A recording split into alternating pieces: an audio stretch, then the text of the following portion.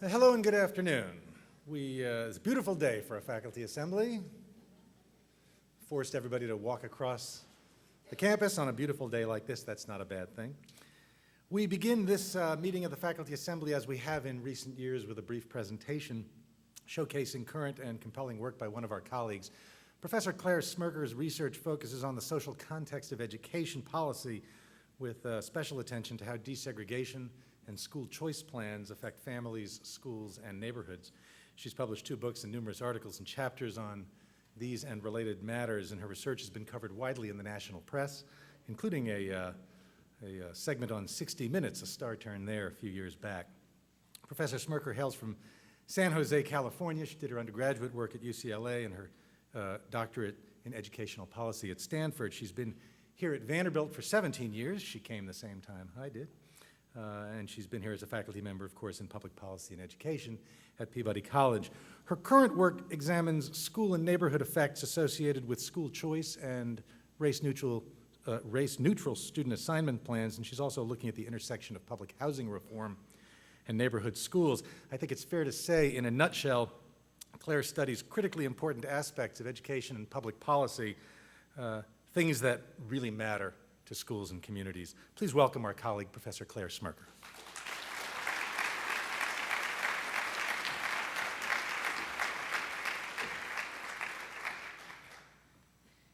Thank you, Bruce, and thank you, colleagues. It's a pleasure to be here on this sunny afternoon. I'm going to talk about a project that was started in 2000 as a response to something that had occurred a bit earlier. 10 years ago, in 1998, a day to, I think, mark and to remember as we come around to the anniversary this September. In 1998, Nashville was declared unitary. The district was declared unitary by the federal district judge right down here on West End in about 18 minutes. And the reason for that quick decision and swift hit of the gavel was because the plaintiffs and the district had come together and developed a plan to move from crosstown court-ordered busing to a system of closer-to-home schooling and expanded parental choice, with the options including magnet schools. This study that I'm about to share with you was sponsored by the William T. Grant Foundation and was an effort to explore the impact of moving from court-ordered busing to a system of neighborhood schooling under a system that preferenced parental choice. My colleague and I, Ellen Goldring, were involved in the school district for 4 years. And my specific part of the research focused on a series of case studies. We were involved in surveys with teachers, parents, and principals over this 4-year period, and we surveyed teachers at 2 different points in time, as well as principals.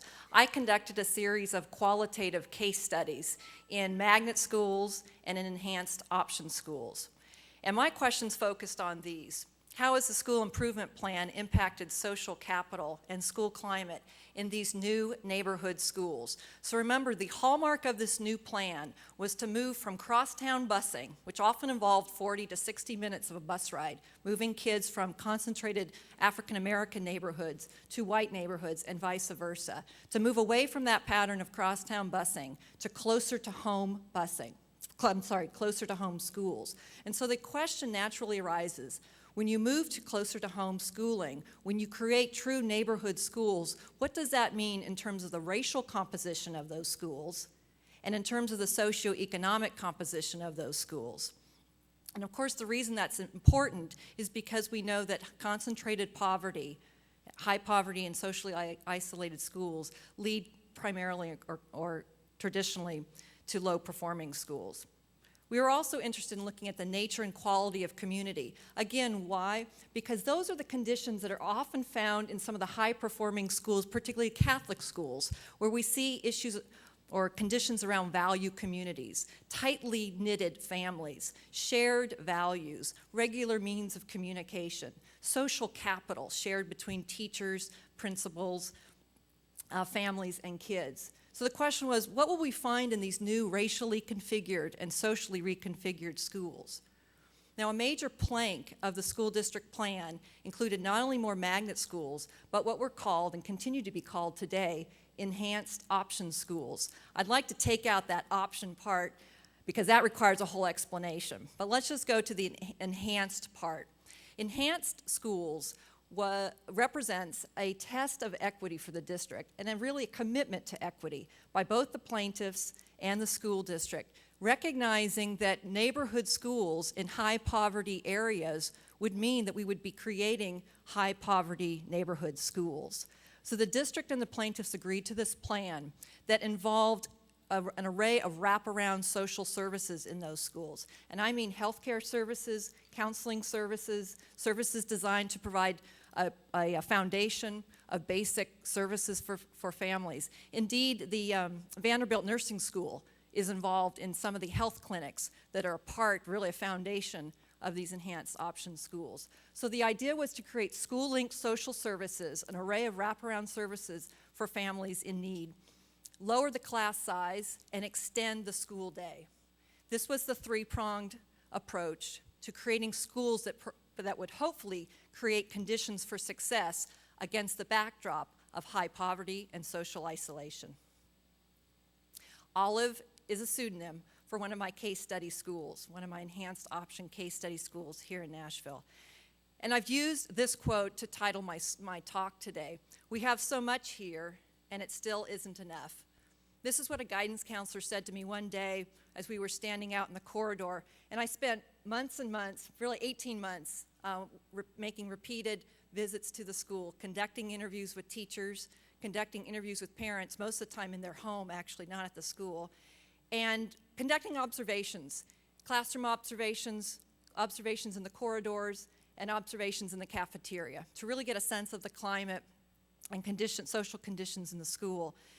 If you were to walk with me through this school, you'd see the whole wing, one part of the main part of the school is devoted to the array of social and health services for families. It's quite extensive and quite impressive in that way.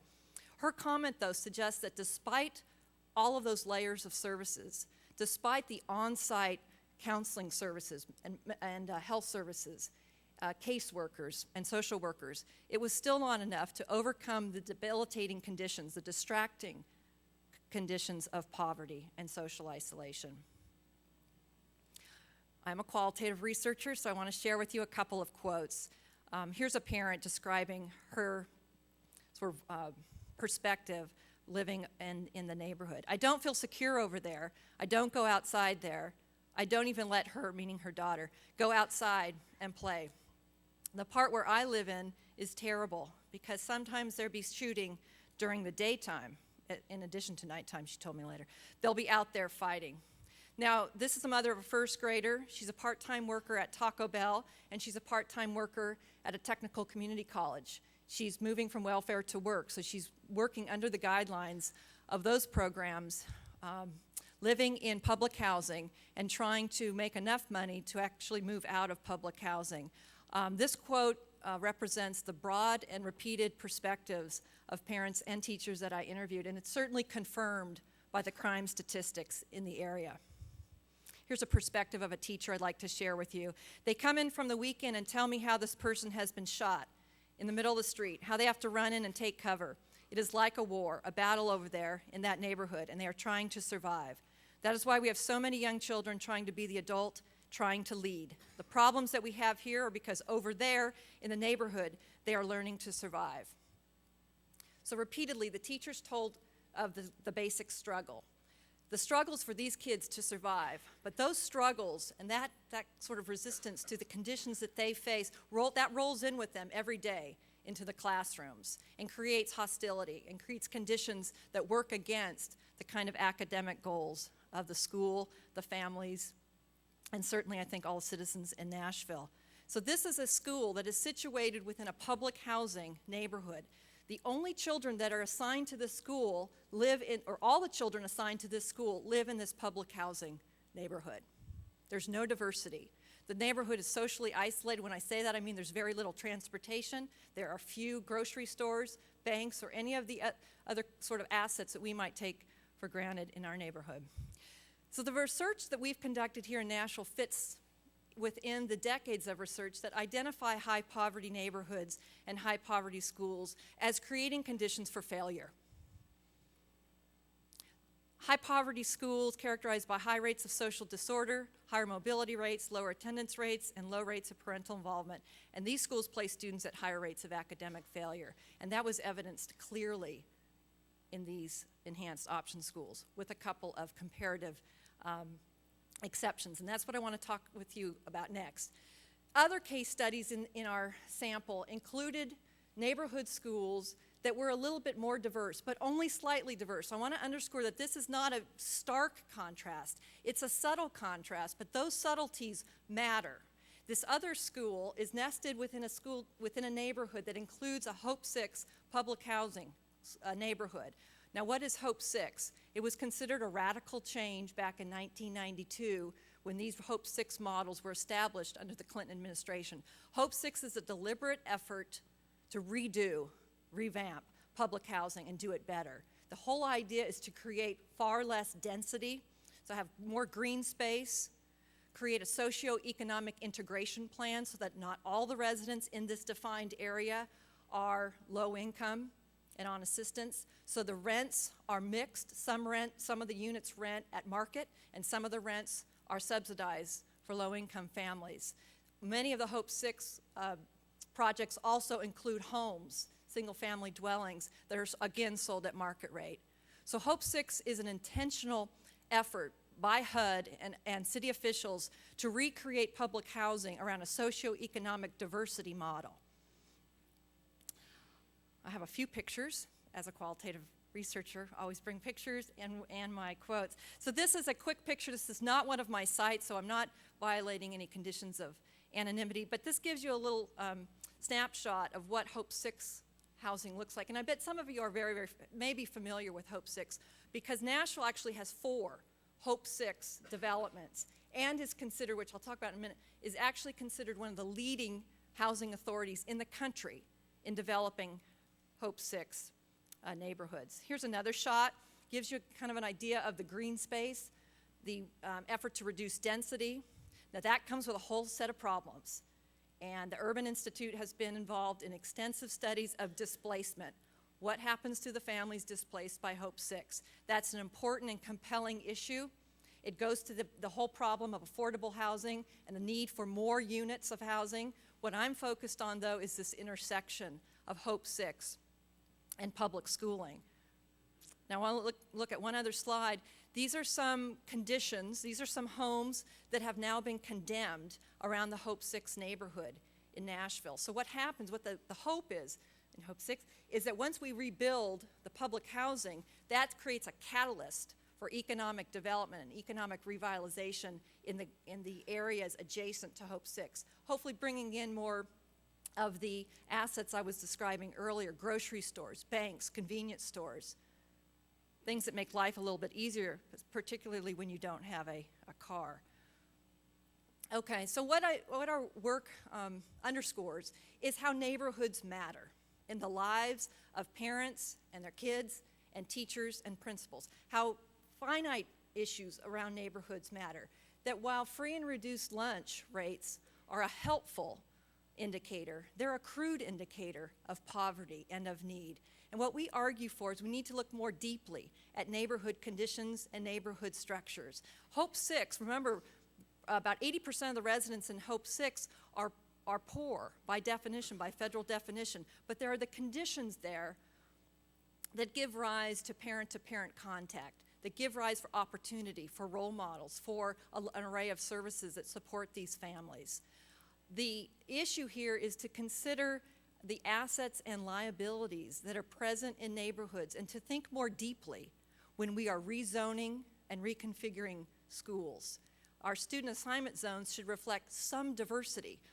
If we are now thinking more deeply about socioeconomic integration, then we need to take account of those kinds of matters. So we argue that we ought to explore asset mapping and neighborhood audits to inform neighborhood school zoning. And this can be done very easily now with block group census data that can then be mapped using GIS mapping software.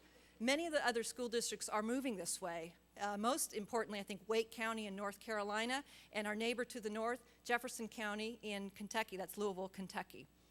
We think that school assignment then should focus on a model that that embraces socioeconomic integration plans. That perhaps in an era when the courts have made thinking about race and race-conscious diversity plans very difficult and very narrow, and that's another talk all in itself, that socioeconomic integration plans may provide a two-pronged punch. One, some racial integration that is associated with socioeconomic integration, and two, creating the conditions for academic success and social connections. So this research that focused on desegregation in Nashville has now given rise to a new set of research questions that I'm currently exploring that have to do with this intersection between public housing and public education. So basically my question is, when you change the neighborhood slightly in some, I argue, are important ways through the Hope 6 strategy, what happens then to the neighborhood school? What happens in terms of the social structures in that neighborhood that then roll into and necessarily influence and impact parent relationships with the school, patterns of student engagement, and patterns of persistence? I think that's my last question. That's it. All right. Thank you very much.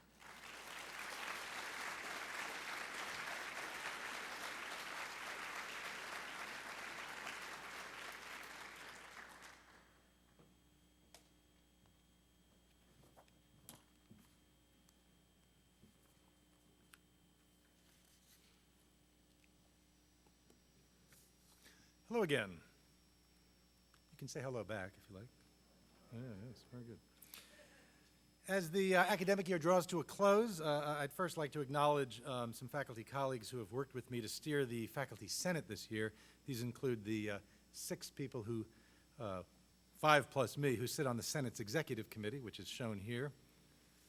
My friend and colleague Ginny Shepard from the medical school will be our Faculty Senate chair next year.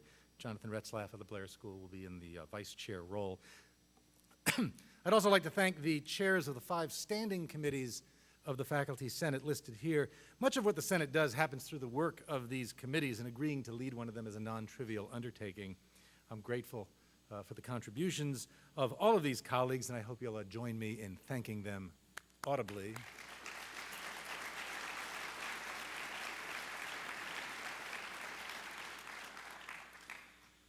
By way of ensuring that everyone understands why we're here, I'd like to mention that the Faculty Assembly is actually not an event. It's actually a body of us faculty created under the university's bylaws called the Faculty Assembly.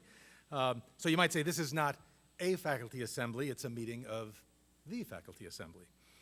By its constitution, the Assembly is convened to hear reports on the state of the university from the Chancellor, to discuss any subject it wishes, and express an opinion if it wishes, and lastly, to approve any proposed amendments to the Constitution that governs the Assembly and its representative deliberative body, the Faculty Senate. I'm pleased to report there are no such amendments before you this year, so you can all relax. There will be no decision-making required of you today. The Faculty Senate this year, on your behalf, has been up to a number of things, and just to list a few quickly, it has examined and approved some new graduate degree programs. It's explored some potentially significant changes in the way we do undergraduate scheduling. There have been some further action on issues begun last year related to the management of mental health issues on campus. The Senate continues to be involved in an inter-university coalition of faculty senates advocating for reform in college athletics. The Senate has monitored and at times tried to prod Vanderbilt's efforts and initiatives on issues of sustainability and environmental responsibility. There's been quite a bit of discussion and analysis this year, again, of the commons, and in particular, how it may change the role of faculty in student life. And as always, the Senate, through its relevant committee, has heard faculty grievances that surface during the year, and there's been an assortment of other issues that come up as well. Agendas, minutes, committee reports, other information on the Senate's doings are always archived on the Senate's website, the URL behind me. With the few minutes I have, I'd like to talk not about the faculty's past or present role in university governance, but about its future. This year of transition in the university's leadership has offered I think, a fitting opportunity to think about our role, and we charged one of the Senate's standing committees with doing some initial comparative study of governance at peer institutions. To put it in simple terms, the issue is how much of a concrete role the faculty has had, and more importantly, could and should have in critical aspects of running the institution. In higher education administration circles, the term of art is shared governance, which refers to practices under which the faculty and staff of a university participate in significant decisions about its operation. Shared governance as a kind of a theory of university administration is built on a few key assumptions. First, it's the faculty who should shape curricula and research policies, as well as select and promote our academic colleagues. Second, the decision-making on these academic matters should be relatively unconstrained by short-term managerial considerations and constraints. And third, and most importantly, that meaningful faculty involvement is essential to the big ones, major decisions about resource allocation, strategic priorities, and the hiring of top university officers.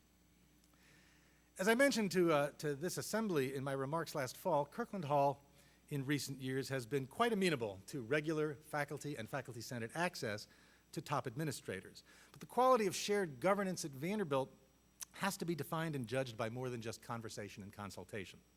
The exclusion of faculty from membership on the Chancellor Search Committee this year was, to me, a compelling illustration of the limits of the faculty's role in critical decision-making. Another is the conspicuous isolation of the university's governing board of trust from regular direct contact with faculty outside the circle of administrative leaders and deans who meet with them on matters of university governance. I've come to understand that it is not the case that this is inevitably how a university like ours must work. And let me mention a few quick examples from our peer institutions. At Emory, Duke, and Columbia, for instance, faculty serve on virtually all major committees of the Board of Trustees. Duke also has a committee that holds regular meetings, bringing together the executive committee of the Board of Trust with the executive committee of its academic council, its faculty senate. At the University of Pennsylvania, the faculty senate elects members of presidential and provost search committees. Penn's senate is expressly empowered to make recommendations not just to administrators, but directly to the trustees. The Faculty Senate's Executive Committee at Columbia is directly consulted on the selection of trustees, as well as on the selection of the university's president, provost, and university professors. At Virginia, the chair of the Faculty Senate, by rule, attends all meetings of the university president's cabinet. Faculty were a significant presence on recent presidential search committees, to name a few, at Rice, Lehigh, American, Case Western, the University of Chicago. In fact, the last presidential search committee at Duke was co-chaired by a faculty member. And lastly, at Cornell, faculty members elect individuals to serve on the Board of Trust with full voting privileges. I mention these examples not to suggest that any one particular model is perfect or even preferable, but to call attention to the fact that here at Vanderbilt, where these kinds of elements of faculty participation are notably absent, the formal role of faculty in shared institutional governance is somewhat shallow compared to other institutions. Now, I hasten to concede, of course, that running a complex enterprise like Vanderbilt can't happen without skilled administrators, professional managers, dedicated trustees. We can think of the management of the institution as the coordination of bureaucracy in the pursuit of decisions and actions, and faculty, for the most part, probably and quite reasonably prefer to leave that to the professionals, to administrators. Governance, on the other hand, governance is the crucial political process which brings together competing interests in ongoing contests for the institution's attention, its resources, and most importantly, its strategic priorities. And this, I argue, is where a first-rate university will provide faculty with more than just periodic access and the occasional chance to give input. This is where faculty need a permanent seat at the table, not just a window through which they can peer when trustees and administrators feel like lifting the blinds. And let me add, importantly, that shared governance matters very much locally, and here I'm talking about the degree to which academic and strategic affairs within our departments and academic units and schools are guided from below rather than from above. In a recent survey here of university central faculty, just under 2/3 of respondents either somewhat agreed or strongly agreed that they have a voice in decision-making that affects the direction of their unit. 2/3, that to me is a disappointing number. It means that more than 1/3 of us could not even somewhat agree that we have a voice in department or unit governance. Now, I do not want to imply here that shared governance is something magical or otherwise overstate its case here. The academic provocateur Stanley Fish published a thoughtful essay on this subject last year. He warned, and I'm quoting, that shared governance goes wrong when it's regarded as an end in itself, as a mantra, as something required by democracy, as a theology. Make use of it when it's useful, Fish wrote. Don't worship it. Always share information, sometimes share responsibility, occasionally share power. As Vanderbilt, an ascendant institution, aims for higher levels of achievement, distinction, and prestige, the time has come for a focused conversation about how governance works here. A conversation, to use Fish's formulation, about how and when we share information, responsibility, and power. Elevating faculty involvement in governance to encompass these kinds of mechanisms that some of our peer institutions have in place will not happen quickly and certainly won't come easily. It requires not just changes in mindset, perhaps, among some of our top administrators and our long-serving trustees, but it also may well necessitate amendments to the university's very governing bylaws. As I finish my term as Faculty Senate Chair, I encourage our fine new Chancellor, as he juggles the endless demands of this impossibly complicated job he's agreed to take on, to imagine a significantly and creatively different future for shared governance at Vanderbilt, and to start a serious and engaged conversation about it. I, for one, am optimistic that this can happen. On the other hand, as Oscar Wilde wrote, the basis of optimism is sheer terror. Thank you.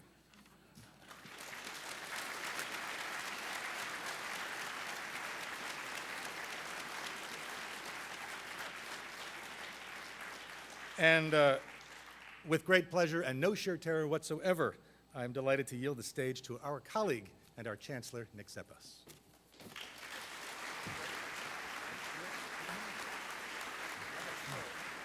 Thank you, Bruce. Hang on, I think.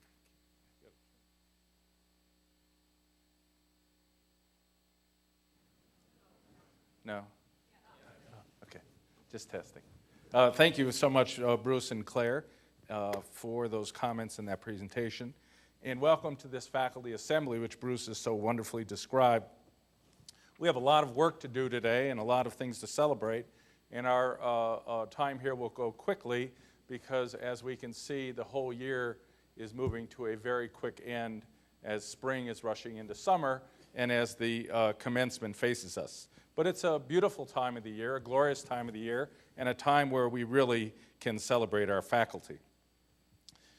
This has been, by any standard, an unprecedented year of recognition for the Vanderbilt faculty. Our colleagues have had amazing success in the competitions for some of the most highly esteemed and competitive research awards and grants in the nation. Let me recognize a few. Chancellor's Professor of History Michael Best and Distinguished Professor of German Barbara Hahn have both won Guggenheim Fellowships. You'll notice when the Guggenheims are awarded, there's a page in the New York Times that announces them, and they never list the colleges. They list only the hometowns. And so it's, Cambridge, New Haven, Nashville. Associate Professor of Musicology Joy Calico has won an American Council of Learned Societies Burkhardt Fellowship and a Howard Fellowship. I might add that Michael Best did a little double dipping this year by also winning an ACS Fellowship. Stacy Kerwood, Assistant Professor of African American and Diaspora Studies and History, has received a Woodrow Wilson Career Enhancement Fellowship. Professor of Sociology Larry Isaac, Assistant Professor of Jewish Studies and English Allison Schachter have both been awarded NEH Fellowships. Isabel Gautier has received the Trollin Award from the National Academy of Sciences, the top award for a young psychology professor. From our medical school, Stokes Professor Dan Roden received the prestigious 2008 Rawls-Palmer Progress in Medicine Award from the American Society of Clinical Pharmacology and Therapeutics. Sharon Weiss, Assistant Professor of Electrical Engineering and Computer Science, has received an NSF Career Award. In Defense of Negativity, by Distinguished Professor of Political Science John Geer, recently won Harvard's Goldsmith Book Prize for the academic book, and if you think we don't need this prize, Most Likely to Improve Government.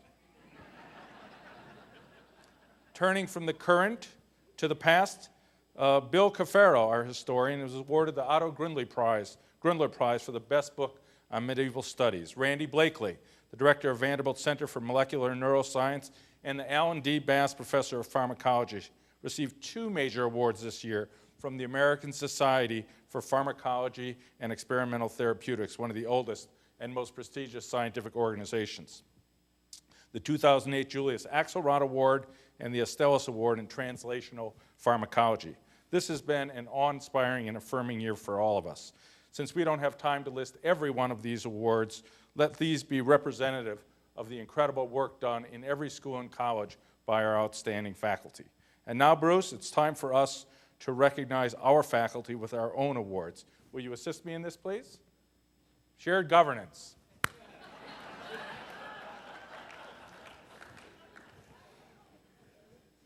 The first award we give is the Madison Surat Prize for Excellence in Undergraduate Teaching. We present this prize to Stephen G. Buckles, Senior Lecturer in Economics.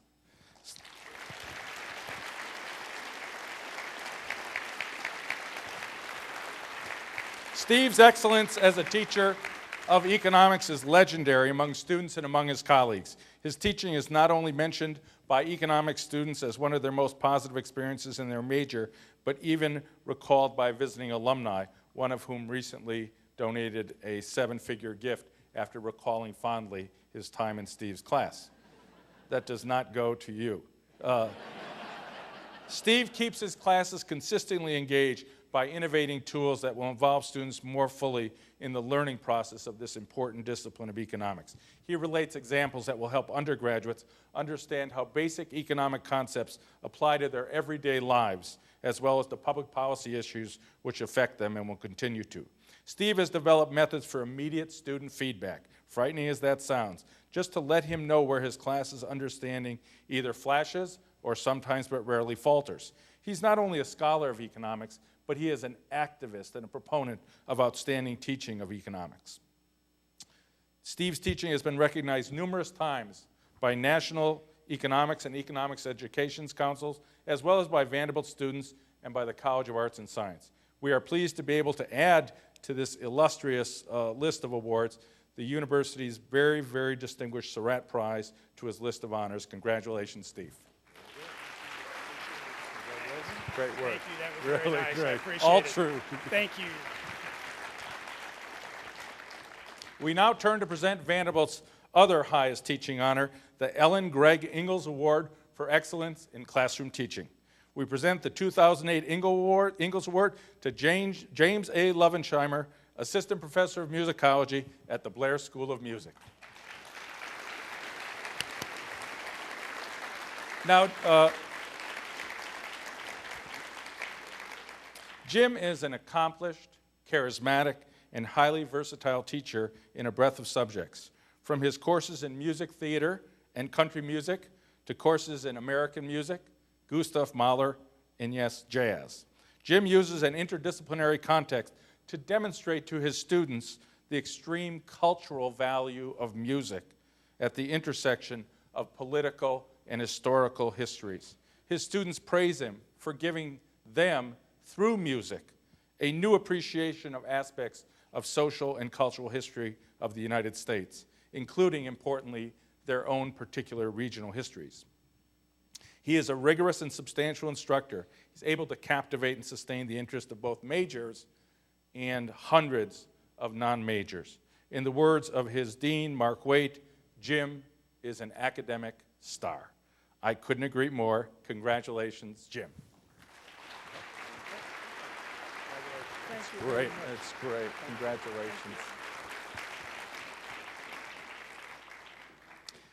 The next award we give at this assembly is the Harvey Branscomb Distinguished Professor Award, and it gives me special pleasure to present it to Daniel B. Cornfield, Professor of Sociology,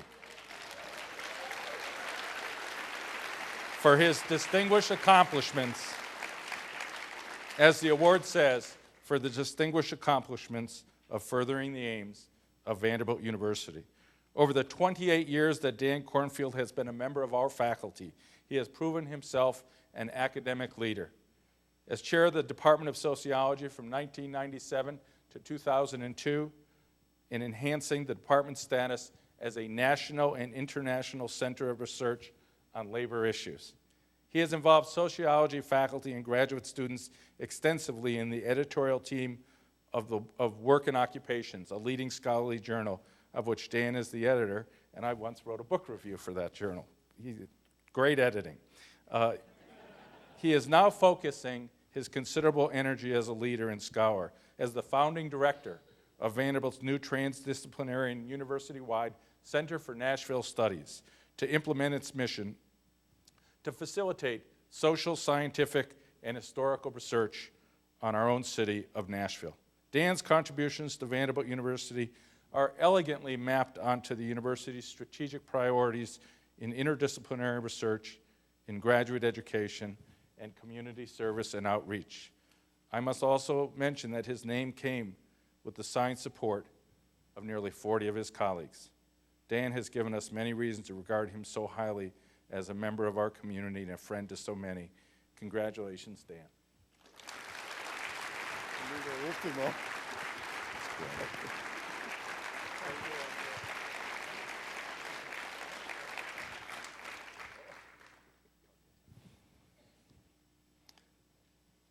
We award the Alexander Hurd Distinguished Service Professor Award to a scholar whose work has and will continue to influence in the solution of contemporary social problems.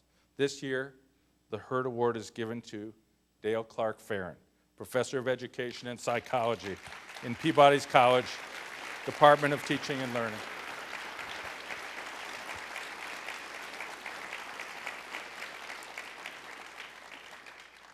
Dale's achievement, which has brought her international recognition as an advocate for early intervention and a developer of preschool curricula, is driven by her passionate commitment to improving early childhood education. Her research focuses on issues of poverty, disabilities, and their effects on the development of young children, and on the educational practices that we should follow to address these issues. She is an editor of 2 books dealing with risk and poverty, the author of 75 journal articles. She's a respected and in-demand presenter at educational conferences. Her research has been supported widely by, among others, the National Institute of Child Health and Human Development, the Office of Special Education, and the Institute for Education Sciences. Dale's scholarship in the field of early intervention has been influential on the development of strategies for teaching early language and math to those children who will benefit the most. The Susan Gray School, for which Dale served as the director for 5 years, has long been a national model for best practices in early childhood and early childhood special education. Dale's been named Professional of the Year by the Mayor's Advisory Council on Disabilities, has coordinated and led the Tennessee Pre-K Summer Institute, a professional development training which brought hundreds of preschool teachers from across the state to the Peabody campus. Dale contributes and continues to contribute in significant and long-standing ways to research and assistance for disabled, the impoverished, and at-risk children. She's an ideal recipient of this award, which honors distinguished service. I offer her Vanderbilt's highest congratulations. Dale? Congratulations. I know you're dealing with a lot, but congratulations.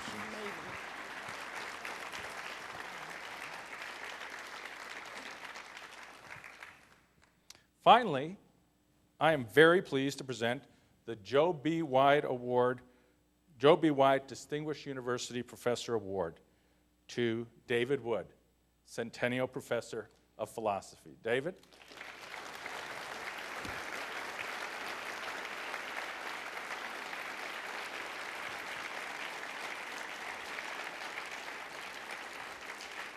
The White Award was conceived in 2000 to honor faculty whose contributions span multiple disciplines.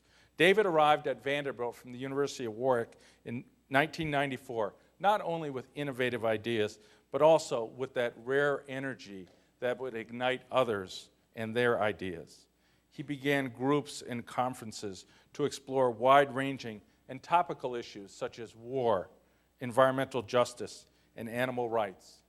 He created the always capacity-crowded Thinking Out of the Lunchbox series at our wonderful downtown public library, which David moderates, and through which he has become a recognized, respected, and beloved presence in Nashville. He has led the Center for Religion and Culture's Ecology and Spirituality group. David co-directs the activity of 9 faculty participants from 4 different schools in weekly meetings on this important topic and in the publication of their research results. Now, in his time at Vanderbilt, David has done many things. He's managed to make the instances of his support for his students and colleagues too numerous to mention, but let me try. David has been engaged in all this activity. I have to mention, since 2001, he has published 3 books, with 6 more under construction. 1 of those ready for the publisher, and 2 near completion. One night my son was up late reading. I went upstairs to urge him, get to sleep. He said, I want to keep reading. It was David's book, Thinking After Heidegger. I could not possibly argue with that. While Professor Wood is an eclectic, creative, energetic, and significant scholar with broad interests, he represents a life in balance by epitomizing the collaborative future of future study across the great universities and the diversity of thought which we uphold as the Vanderbilt ideal. I can think of no one more worthy to receive this year's Wide Award than David. Congratulations.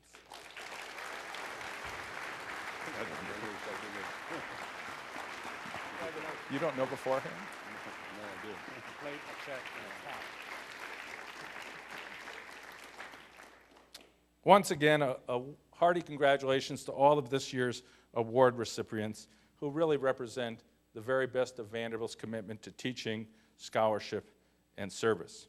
As we celebrate our community and recognize our faculty, it's also appropriate to recognize those who are leaving us after so much good work, as painful as that might be. I want to recognize Dean Steve Gabby and Vice Chancellor for Public Affairs Mike Schoenfeld. Each in his own way has contributed so much to our great university, and we will miss them as great friends and bold leaders. We are fortunate to have 2 bold and visionary leaders to step in. I want to thank Jeff Balzer, Associate Vice Chancellor for Research, a distinguished scientist, researcher, and educator physician. Jeff earned his MD, PhD at Vanderbilt, and for a medical school committed to the training of the research scientist, we couldn't have a better person to step in. I worry little about our future. Dr. Jacobson, Harry, has built a strong and incredibly distinguished leadership team. I see Eric Nielsen, my good friend Martin Sandler over there. They do outstanding work. I am confident of our progress in the medical center. I also want to thank Beth Fortune, Associate Vice Chancellor for Public Affairs, for assuming leadership and filling those very big steps that big shoes that Michael was leaving. Beth brings a breadth of experience in and out of government, strong contacts with the media, and credibility in all her work. We will miss Steve, we will miss Mike, and we will celebrate them, but we will not miss a step in our work at Vanderbilt. Now, thank you for this opportunity. As Bruce said, I'm charged to speak on the state of the university on this very beautiful day. For years, on my office wall, those who have visited me have seen a portrait. It came to me as a gift. It is a painting from the Frick Museum, a favorite place of visit for me and so many others on their trips to New York.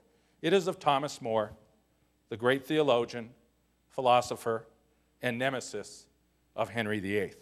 Many recognize the portrait, although on occasion some have mistake it for Erasmus. And I will not embarrass the historian who did that, although he's not here, but his spouse, who's a distinguished faculty member, is. I actually didn't mind that, since one might enjoy talking a bit more about the great humanist Erasmus than the redoubtable Saint or Sir Thomas. I enjoy the beauty of the painting, but the deep and warm gaze of Sir Thomas is one of comfort, guidance, and reminder. We all know that he was a great thinker, a formidable thinker, and the author of the great work, Utopia. But we also know he was a person of tremendous principle, willing to go to his death rather than to compromise. In all that we seek at Vanderbilt together, this portrait and these two aspects of the rich and complex life of this remarkable man, Sir Thomas More, animate my work. Core and unyielding principles must also govern our work as faculty. Free and open inquiry, debate, and discussion.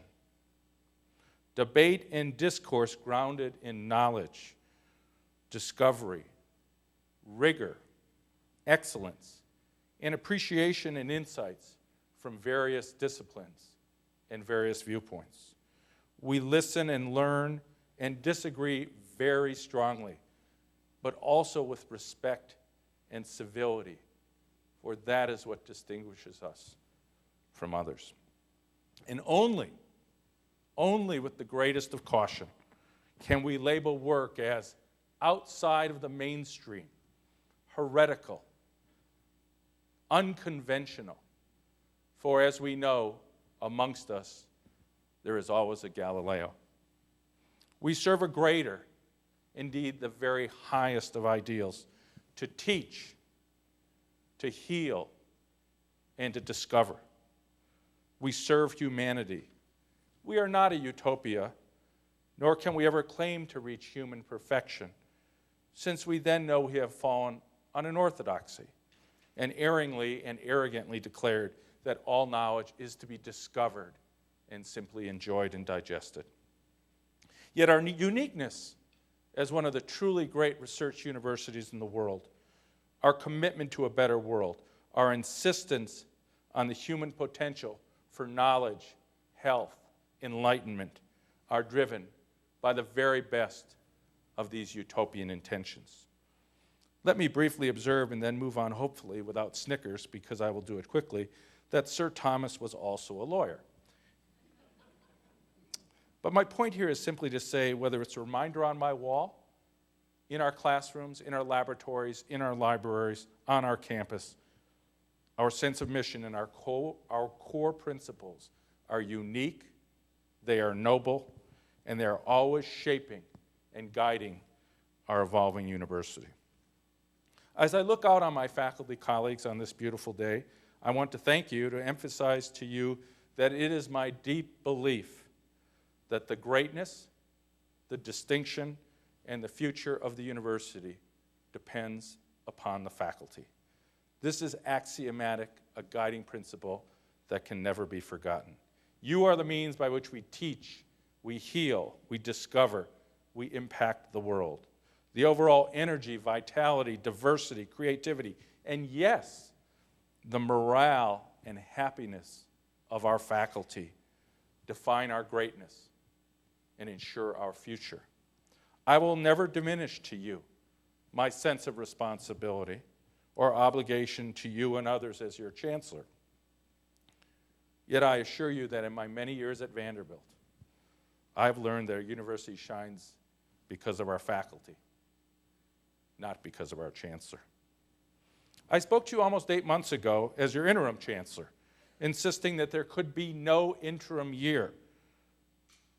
We joined together at that time, setting out goals, a bold agenda for the year, and agreeing that you, the faculty, were the source of continuity, the source of governance, the guardians of mission, but particularly in this time of transition and uncertainty. My confidence in you and my sense of purpose in all that you do were never in doubt. I will also have to confess that my deep friendship and affection for you, my faculty colleagues, new and long-standing, always served me and Lydia as a source of strength and lifted my spirits in all of the work this past year. But this was a remarkable year of faculty leadership and faculty governance in the best sense of the world. As Bruce pointed out so well, the complexity and the bureaucratic nature of the modern-day university blurs or makes obscure what lies at the core of university governance. It is the faculty who propose, call for, vet, make possible new ideas, new programs, and new structures for discovery, teaching, and research. It is the faculty who hire, recruit, retain, promote, and tenure the faculty. It is the faculty who create new majors, new PhD programs, make possible our growth and advancement in all areas. but particularly in graduate education. It is the faculty, through their distinctive and inspiring teaching and research, garner the philanthropic and other support for our great university. As we reflect on this past year and always anticipate our bright future, this is all obvious and to me quite exciting.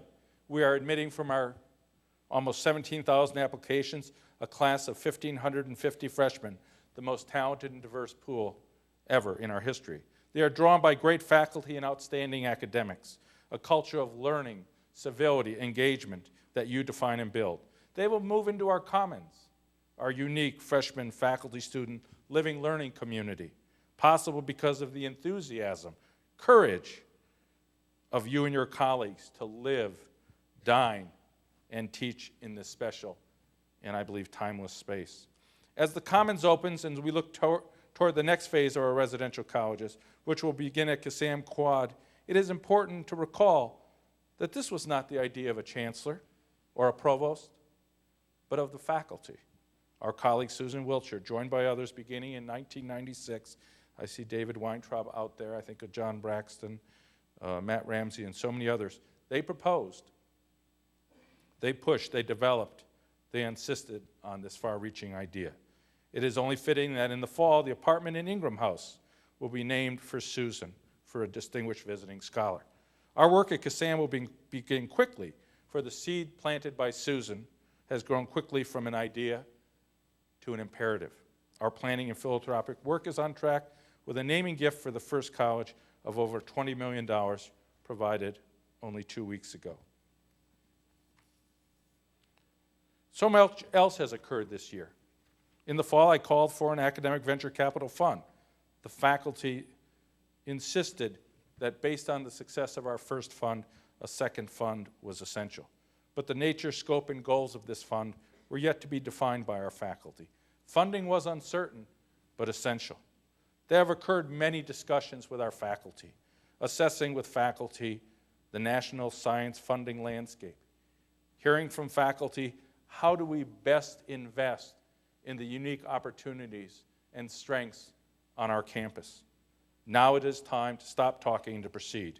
We have secured the funding, our ideas are right, and we'll proceed now with the second venture fund. Like the first academic venture capital fund, we will invest in trans-institutional opportunities at the intersection of disciplines uniquely located on our campus. But in this fund, we will invest more broadly. We will take more risk, and we will empower many, many more faculty to participate in and define the future of research and teaching.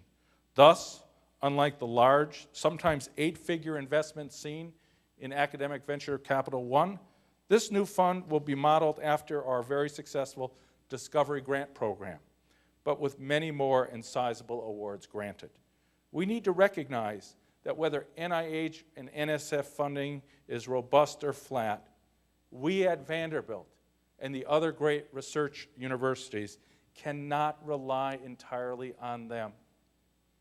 The tilt of politics, the establishment views of science, the shortfall of funds for riskier approaches place obligations on us, particularly to the young investigators who are doing some of the most cutting-edge work. We are proud of our top 10 ranking in NIH, which we achieved this year. But with AVCF2, we are defining our own destiny, marking our own path, and indeed, hopefully better guiding the national funding agencies to do their work. We eagerly compete for their funding. We seek to receive it, but better yet, we also seek to shape their work and improve upon it. AVCF has allowed for innovation and experimentation as well in the humanities. Much has been accomplished and new ideas and approaches have been pressed. In the fall, we talked about a different path, a new approach. We discussed the idea of a Vanderbilt Institute for Advanced Studies directed toward the humanities, which would build upon our successes of AVCF1 and the remarkable and long-standing work of our Robert Penn Warren Center. I am pleased to know that this is an idea that has been discussed and vetted, and there has been much enthusiasm from all corners of the campus. The discussion has been helpful and guiding, and now is the time to move forward. I will be asking Stallman Professor of History Gary Gersel to work with other faculty and the leadership at the Robert Penn Warren Center to plan the launch of our new Vanderbilt Institute for Advanced Studies. Faculty govern most importantly in the hiring of new colleagues. While deans and I eagerly participate in the recruiting and retention of faculty, your influence and guidance on these matters are paramount.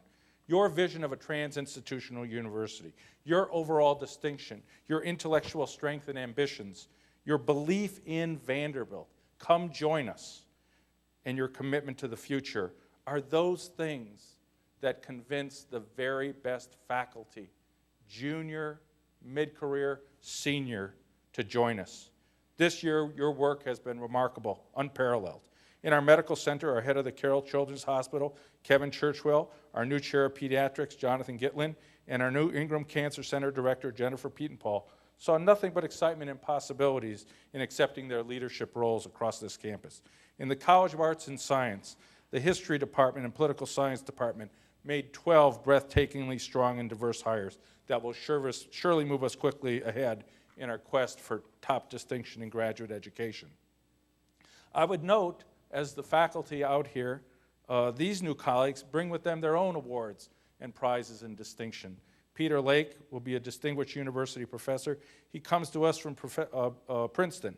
He has recently been elected to the prestigious Ford's Lecture in British History at Oxford. Sarah Igo comes to us from the University of Pennsylvania. Her recent book, The Averaged American, has won several book prizes, including the President's Book Award of the Social Science History Association. Leor Halevi is the winner of the prestigious Albert Hourani Award given by the Middle Eastern Studies Association for his book, Muhammad's Grave. I could go on, but the important point here is that in all efforts to recruit and build academic programs, it is you, the faculty, who led and inspired. And participation from across the university was pivotal in ensuring our success. Our outstanding medical school and medical center, the law school, the divinity school, all joined in making palpable and real the possibilities for real trans-institutional work. I'm asked sometimes, why do you try to steal people away from other universities? You know, what is this? Is this like professional baseball?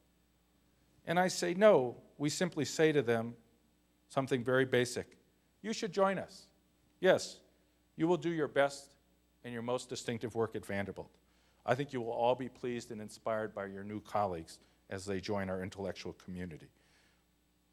Finally, let me note through the year, the faculty leadership, lobbying, pressing for new initiatives and investments in three pivotal areas has undertaken tremendous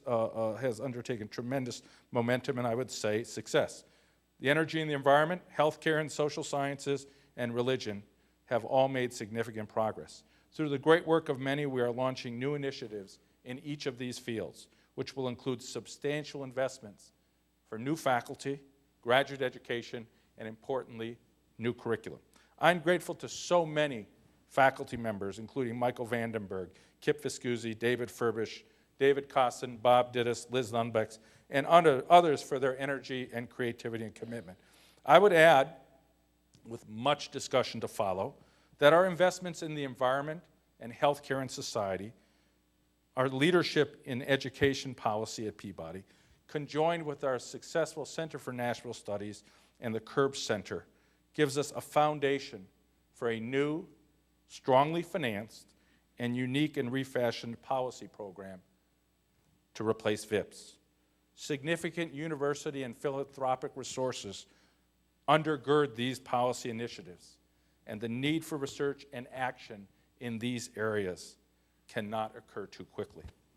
Particularly in the field of healthcare, Vanderbilt must lead. Of course, we are so proud of our leadership. It can be characterized as core to our mission.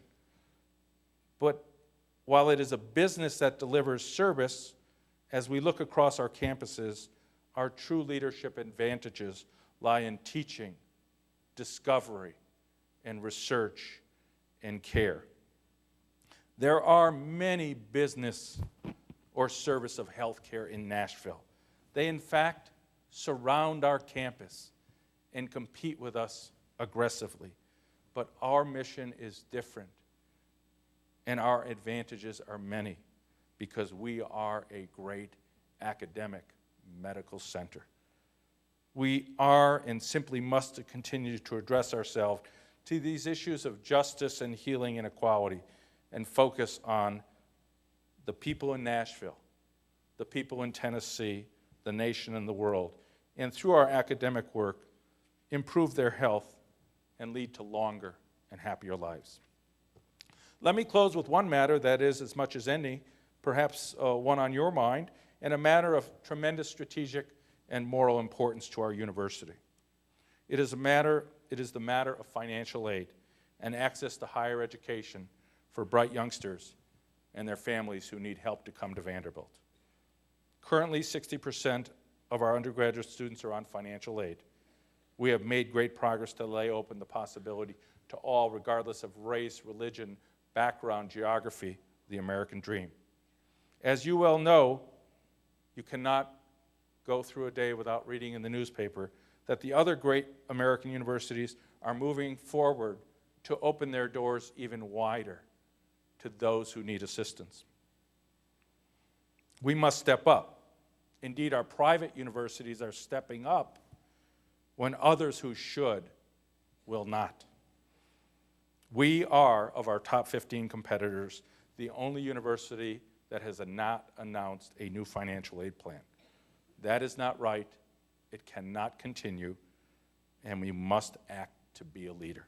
Today I'm announcing that for the entering class of 2009, a new financial aid policy will be in place, eliminating debt for all of our undergraduate students.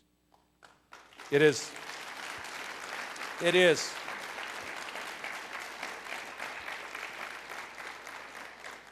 so clearly the right thing to do. It is essential to our mission and survival. It will benefit us all. It'll make our university stronger, more competitive, better. And I believe it will make us all feel better each day we come into work to know that we have taken this step. I have gone on far too long, but Bruce said I had the podium. We all have so much work to do, and I hope you can join me in the exciting work ahead. Or let me say more accurately, I hope I can join with you in this exciting work ahead. It is very ambitious, but it is essential. I want to close with some special thanks to you. I've received many notes throughout this year from colleagues and dear friends, many of whom I peer out at now, and as I say, grew up on the campus with you. Many also came from colleagues and friends not from Vanderbilt. One for me was of special importance, for it was from an academic leader and a formidable thinker with a PhD from Harvard in the New Testament, who was also seeking to be a leader in global environmental issues. I might say he almost is good enough to be tenured at our divinity school, just that far away.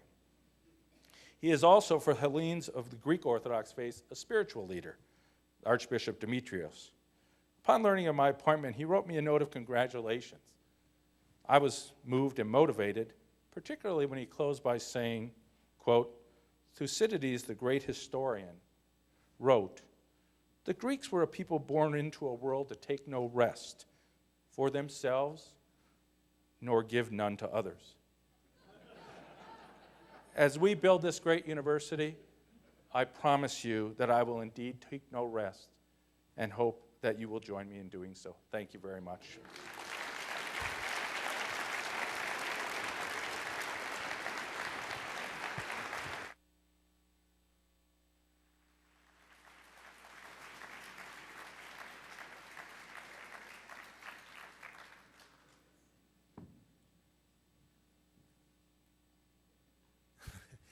There's a reception. I'm guessing it's down the hall.